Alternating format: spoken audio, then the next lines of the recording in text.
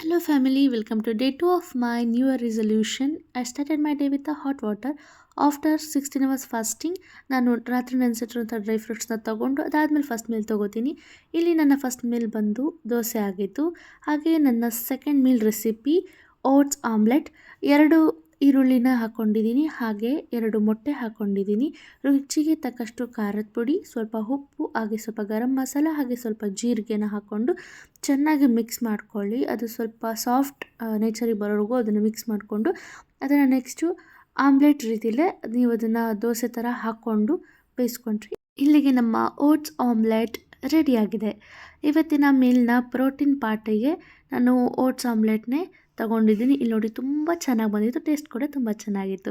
ಇಲ್ಲಿ ಫೈಬರ್ಸ್ಗೋಸ್ಕರ ಸ್ವಲ್ಪ ಬೀಟ್ರೂಟ್, ಹಾಗೆ ಪ್ರೋಟೀನ್ಗೋಸ್ಕರ ಓಟ್ಸ್ ಆಮ್ಲೆಟ್, ಹಾಗೆ ಸ್ವಲ್ಪ ಕಾರ್ಬೋಹೈಡ್ರೇಟ್ಸ್ಗೋಸ್ಕರ ಸ್ವಲ್ಪ rice. Thanks for watching my videos.